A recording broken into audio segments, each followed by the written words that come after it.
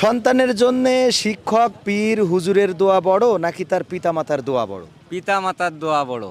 কত বড় বড় পীর আছে, হুজুর আছে, কোনো কাজ হবে না। হুম?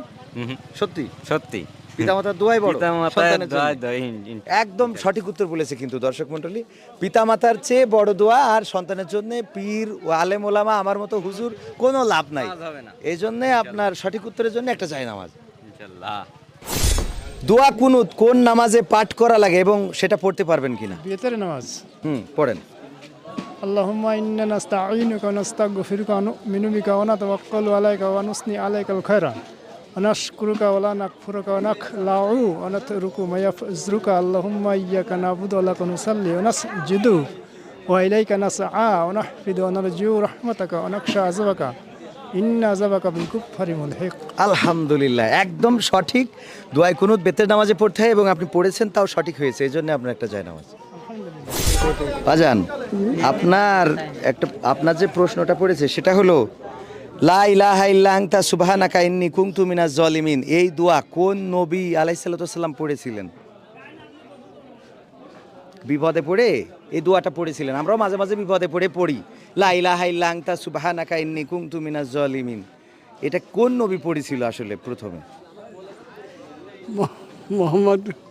মুহাম্মদ নবী। বাবাজি গো, এটা দোয়া ইউনুস নবী পড়েছিল। হ্যাঁ, এই যে আপনার জন্য আতর। ইউনুস নবী। কেউ হাসি দিয়ে আলহামদুলিল্লাহ পড়লে তার জবাবে আমাদের কি পড়তে হয়? কেউ যখন হাসি দেয়, এই যে আমরা আলহামদুলিল্লাহ পড়ি, এবার আলহামদুলিল্লাহটা যদি শুনি তাহলে তার জবাবে কি বলা লাগে? ভালো লাগে। কি বলতে হয়? আলহামদুলিল্লাহ রব্বি মিন কুল্লি জামবি, এরপর বলতে হয় বিসমিল্লাহ বলতে হয়।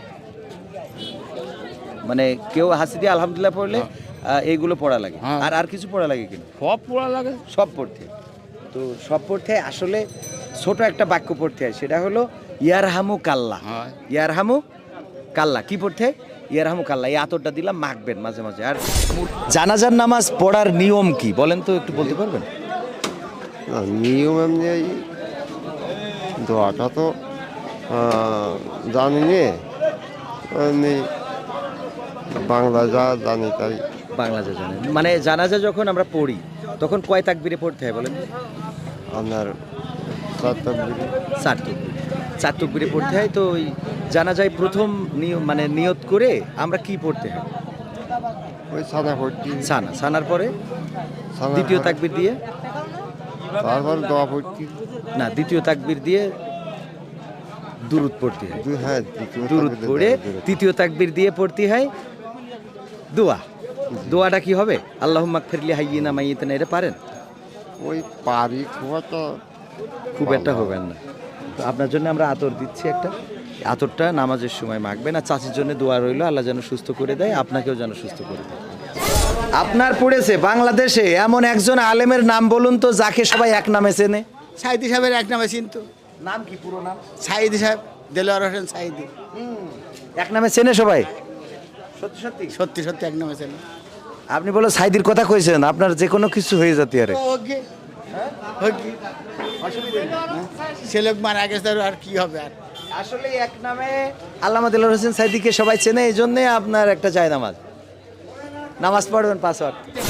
বাজানের পড়েছে উজুর ফরজ কয়টি ও কি কি? উজুর ফরজ, উজুর ফরজ, হ্যাঁ। উজুর ফরজ চারটি। হ্যাঁ, 4টি। কি কি? আপনার এই ফজর কিন্তু, হ্যাঁ। তারপর এই আপনার মাথা মুছাও, গালা গলা হোক, কুলি গড়া।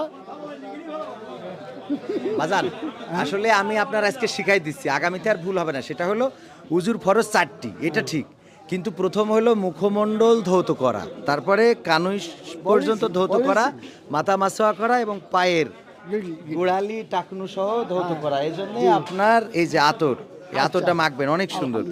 আলহামদুলিল্লাহ। এই যে আপনার পড়েছে মুসলিম ঘরে সন্তান জন্মগ্রহণ করলে প্রথম কাজ কি করা লাগে বলেন? নামাজ। না, সন্তান জন্মগ্রহণ করলে প্রথম কাজ একটা বাচ্চা যদি জন্মগ্রহণ করে মুসলমানের সন্তান, তার প্রথম কাজটা কি করতে? বলে দিচ্ছেন কেন? একটা আতর দেন।